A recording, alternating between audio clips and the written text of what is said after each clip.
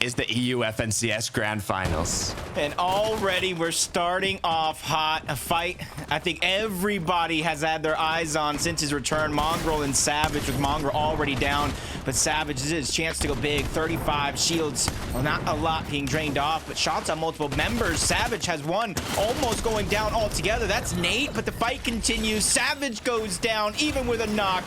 Him and Mongrel have to try again in game 2. It's almost not even worth it unless they get a big advantage. Jump on board King Phaser, another very, very hyped up team. Back on over towards Lavish Layer, Queasy Thomas. They finally got the upper hand against Noms with a huge knock, leaving Crims on the back foot to try to run away, and they have him surrounded. Even the bot is going to go ahead and take a part in this battle. Queasy's going to finish that one off, and now Lavish Layer is all theirs. Reason and Vidil, another one of our big winners through the semi-final weekend last weekend. Casper Prism, they were not too far off from one of our early exchanges, kind of disengaging on out. Snipe shot is going to go through. Casper shield's going to get dropped. Vidil Reason might have heard that one into the distance. They're going to try to move in. First cover is going to be easy. Vidil just immediately melts his opponent, but him himself dropped down to just 20 HP, but that's not too much for Reason and him to overcome. They have heals, they have shields, and now they have a 2v1. Vidil making it to the grand finals. We did see that they're contested, but in game 1 they have come out on top.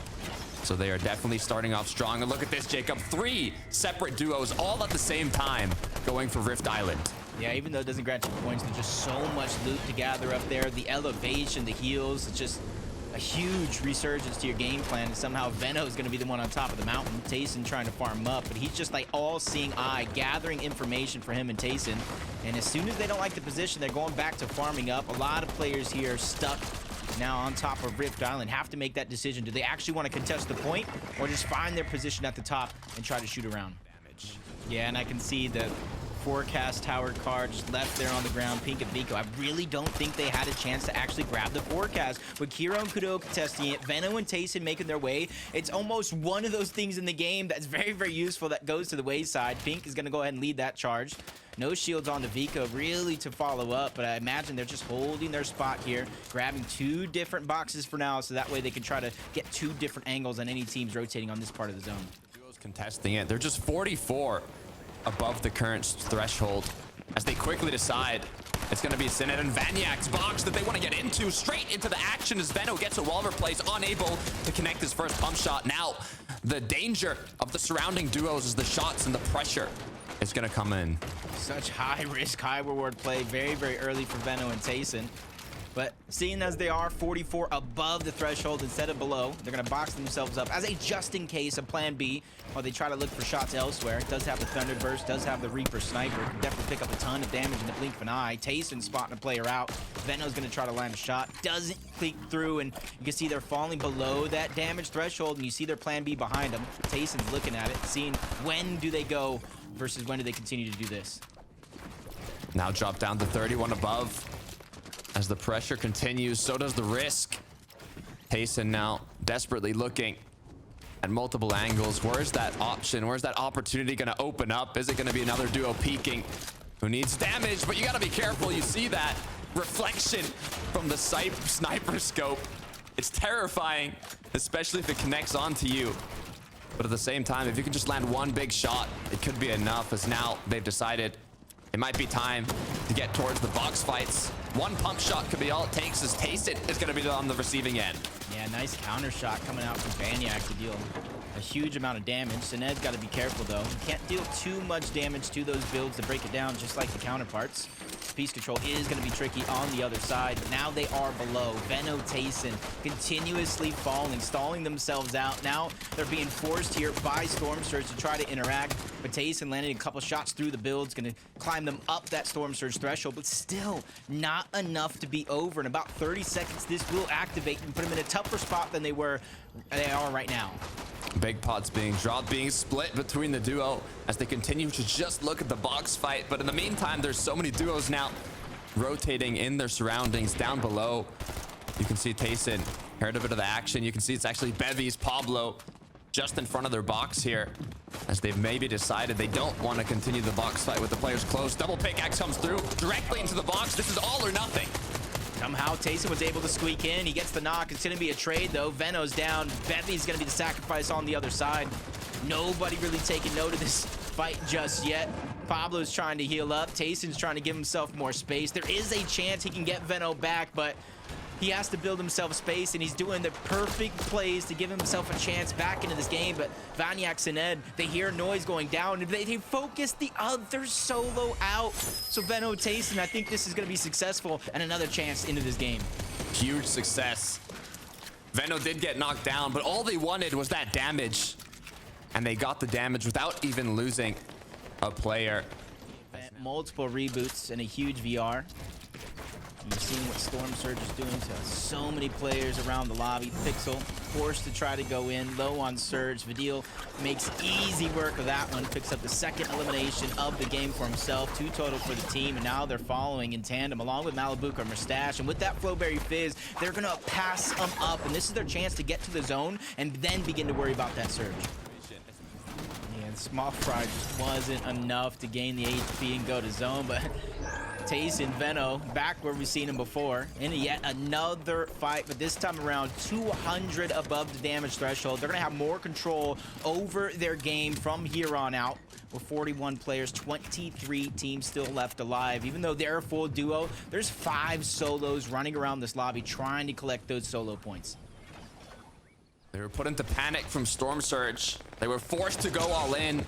And although they lost a lot of their HP, they are now healthy enough inside of the zone and have a chance to make it to the end game. But for Putrick, on the other hand, he did lose his duo partner during the hunt. Now 82 below, forced to take those shots and look for that damage as players start rotating through. It's all duos in the surrounding area. Putrick needs a miracle. Yeah, he's trying to go ahead and rotate while getting the shots, but hasn't been successful so far. Storm Surge, even a couple shots ticking in, and all the damage has been done. He gets sent back to the lobby here in game 1. Zone, it's moving over the mountain, and this is what we saw last weekend. If you're not prepared for these roller coaster of zones, it will be disastrous to your builds, to your material, and your overall game plan. You can see Queasy left as a solo. I will say, luckily for him, he does have those med kits and some builds to work with, so this is the stage when the zones begin to move, he has a chance to stagger himself to try to pick up points or an elimination. 9th zone will be appearing shortly. The first moving zone of the match is Queasy. Opponents, danger, jumping right into his box, left at 15 HP. He has 2 medkits to recuperate it, but he needs to get out of this situation as the pressure does not slow down. Yeah, the Thunderburst just doing so much damage. Even the Nemesis being in on those builds, but 15 HP. Queasy just trying to get out, but there's still pressure for so many duos, so many angles. Top 19 is where Queasy and Thomas will go down in game 1. Hopefully that motivates him to keep going. Noah, Aqua, they're going to be the first team here on the high ground. Can they hold on to it? Because we see 9th zone for some. It might be too early because we know there's a duo or even a solo at the low ground planning to try to overtake this at the perfect moment. We know how much Aqua likes to play on the high ground with 3 elims already. Holding it from the first zone can be a risky move, but at the same time, first match grand finals, so many resources have been used from these duos just trying to get enough damage and make it into zone. It could be enough for them to hold on to it. Ryzen now, huge impact there, recuperating the materials. 2 elims on the board total, but you can see they need to stay together on this rotate.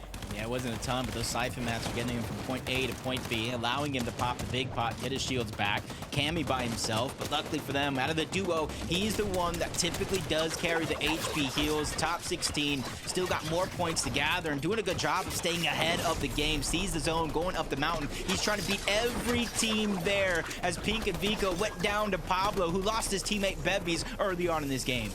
Giannis, Flixie, favorites for today's competition as they go ahead with the grapple blade, making sure to stay together, but you gotta be careful.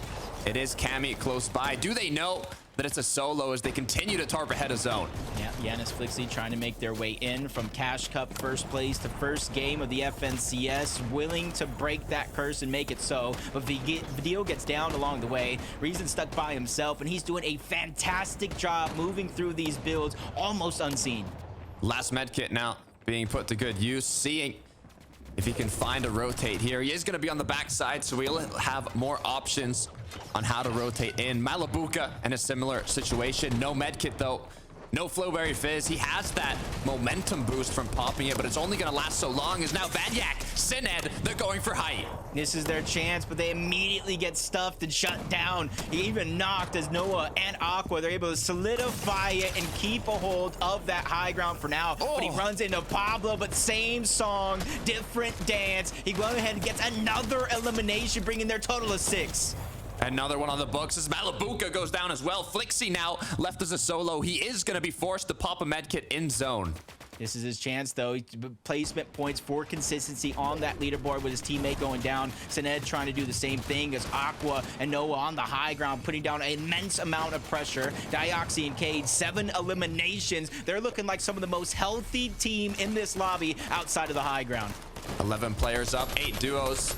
Noah does not have any medkits in his inventory. Does Aqua have some if they want to play the heal off? But it looks like they might not even have to. So much pressure is being put on second height on the players. Waterfalling down this mountain as the chaos now below is increasing. Arian down there by himself as well. The probably one's putting the pressure on Dioxy and Cade. He's going to be able to go ahead and make more space so that way he has more room to work with.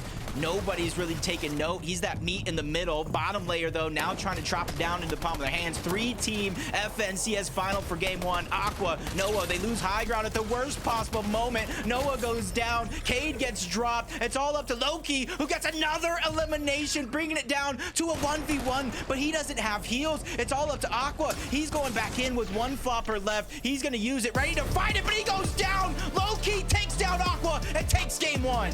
Low-key saw from the dirt down below, eliminating the high ground duo. Noah and Aqua held it throughout first moving zone all the way to the last moments, even with floppers in the inventory, but they were unable to connect those impactful shots and went down to Saw and his duo partner in those last moments. Yeah, they stayed on that ultimate low ground every single time. Even with those refresh, the extra mats they were able to get, they just stayed ahead. And that elimination on the Flixie allowed them to build that cone tarp, so that way they're able to fight this with Noah going down back of zone, even with a trade, the edit with the cone, the frenzy shotgun. They just played that almost flawlessly to take game 1.